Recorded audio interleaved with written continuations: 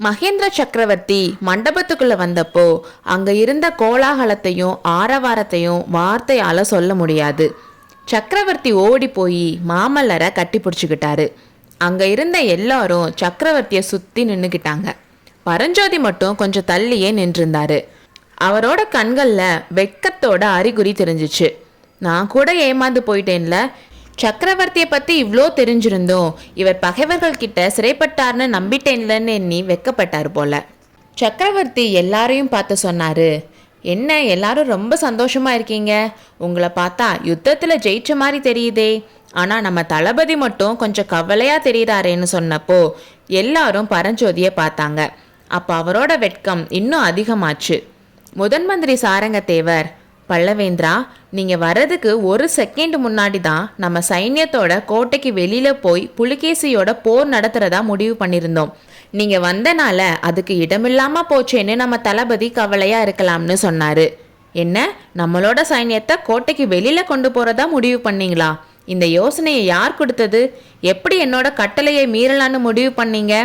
உனக்கு கூட என் மேலே நம்பிக்கை இல்லாமல் போயிடுச்சான்னு சக்கரவர்த்தி சிம்ம கர்ஜனை மாதிரி கேட்க, சேனாபதி கலிப்பகையார் சொன்னாரு, பிரபு, நீங்கள் பகைவர்கள் கிட்ட சிறைப்பட்டிருக்கீங்கன்னு கேட்டதுக்கப்புறம் நாங்கள் எப்படி கோட்டைக்குள்ளே இருக்க முடியும்? உங்களை விடுவிக்க முடியாத சைன்யம் இருந்தா என்ன போனா என்னன்னு சொன்னார். நான் பகைவர்கள் கிட்ட சிறைப்பட்டேனா? இது என்ன புது கதைன்னு சக்கரவர்த்தி சொன்னப்போ அங்கே இருந்தவங்களோட ஆச்சரியத்துக்கு அளவே இல்லாமல் போச்சு. முதன் மந்திரி அந்த தூதன் வந்ததையும் அவன் சொன்ன விஷயத்தையும் அதனால அவங்க போருக்கு ரெடியானதையும் சொன்னாரு. எல்லாத்தையும் கேட்டுட்டு, நாகநந்தி நான் நினைச்சதை விட ரொம்ப கெட்டிக்காரராக இருக்காரே, கொஞ்சம் லேட்டாக வந்திருந்தா கூட எல்லாமே கெட்டு போயிருக்குமேன்னு சக்கரவர்த்தி சொன்னார். பிரபு, அப்படின்னா அந்த தூதன் சொன்னது பொய்யா? நீங்கள் பகைவர்கள் கிட்ட சிறைப்படலையான்னு கலிப்பகையார் கேட்டார். அது பொய் தான். அப்படியே நான் சிறைப்பட்டிருந்தாலும் என்னை விடுவிக்க நீங்கள் படையை திரட்டிட்டு வர வேண்டிய அவசியம் இல்லை.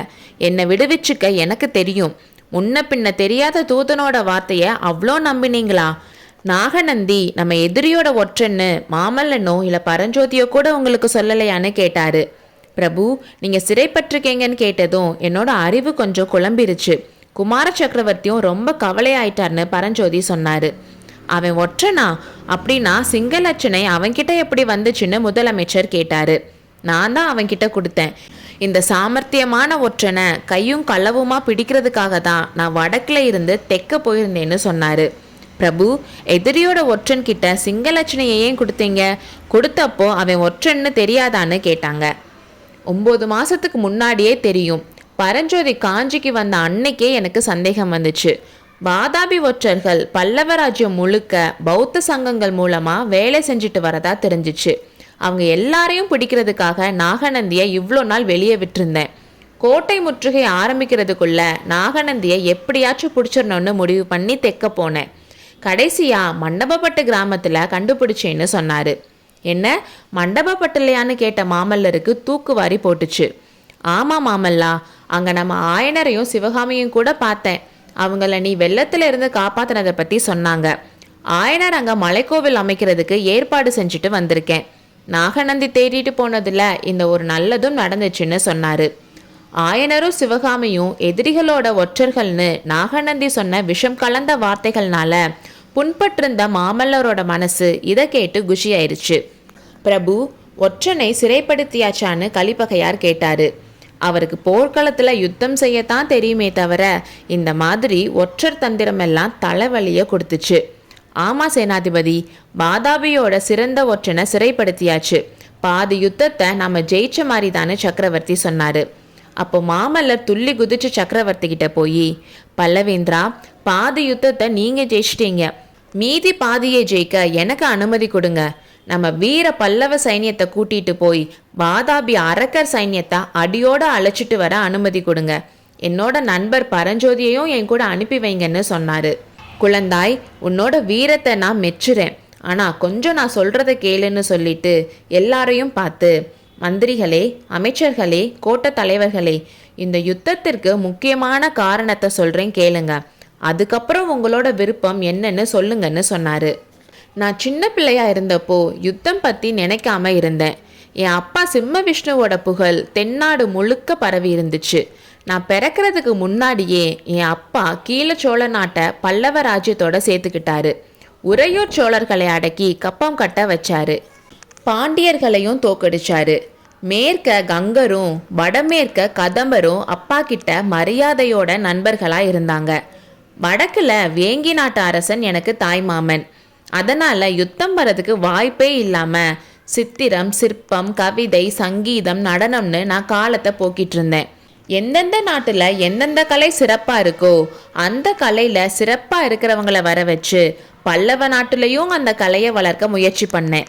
இப்படி இருக்கிறப்போ கங்க மன்னன் துர்விநீதனோட சபையில பாரவின்னு வடமொழி கவிஞர் வந்திருக்கிறதா கேள்விப்பட்டேன். அவர் வடக்குல அசலபுரத்துல இருந்தவர். வாதாபி ராஜகுமாரர்களோட நண்பர்.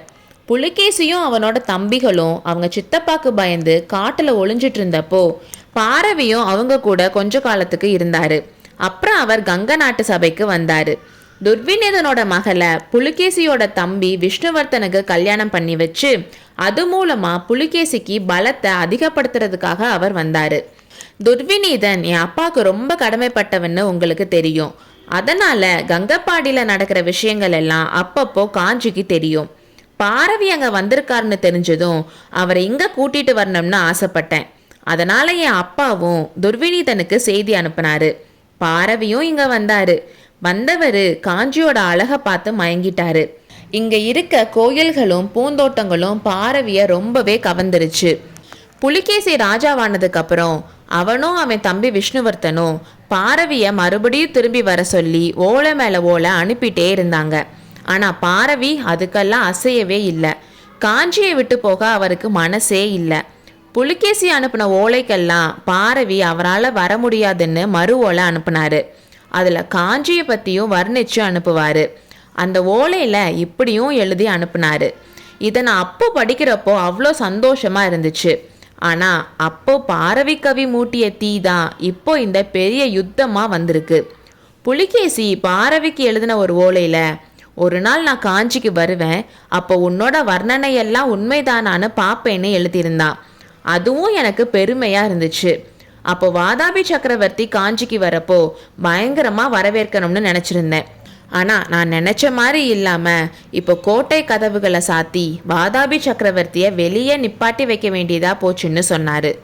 சக்கரவர்த்தி சொன்னதை எல்லாரும் ஆவலாக கேட்டுட்டு இருந்தப்போ மாமல்லர் மட்டும் குறுக்கிட்டு, அப்பா எதுக்காக கோட்டை கதவுகளை சாத்தணும்? வேல்களையும் வாள்களையும் வச்சு புலிகேசியை ஏன் வரவேற்க கூடாதுன்னு சொன்னார். ஆமாம், வரவேற்கத்தான் போகிறோம். நம்ம கோட்டை சுவர் மேலே பல்லவ வீரர்கள் நின்று வாள்களாலும் வேல்களாலும் சலுக்க வீரர்களை வரவேற்பாங்க.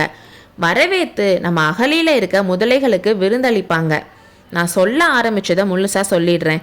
அந்த அரக்கன் புலிகேசி நம்ம காஞ்சி மேலே எவ்வளோ மோகத்தோடு இருக்கான்னு நானே நேரில் பார்த்தேன். காஞ்சியோட அழகை நான் வர்ணிக்க ஆரம்பித்ததும் அவனோட கண்களை பார்க்கணுமேனு சொன்னார். புலிகேசியை நேரில் பார்த்தீங்களா? எங்க, எப்போன்னு சாரங்கதேவர் கேட்டாரு. வடபெண்ணை நதிக்கரையில் சலுக்கர் படைக்கு நடுவில் அவனை நான் பார்த்தேன்னு சொன்னதும் எல்லாரும் பயங்கரமாக அதிர்ச்சி ஆயிட்டாங்க. பிரபு, இப்படியெல்லாம் தங்களை அபாயத்துக்கு உட்படுத்தி கொள்ளலாமா? இந்த பெரிய பல்லவ சாம்ராஜ்யம் தங்கள் ஒருவரையே நம்பியிருக்கிறதே என்றார் முதலமைச்சர். அடுத்த அத்தியாயத்தில் சந்திப்போம்.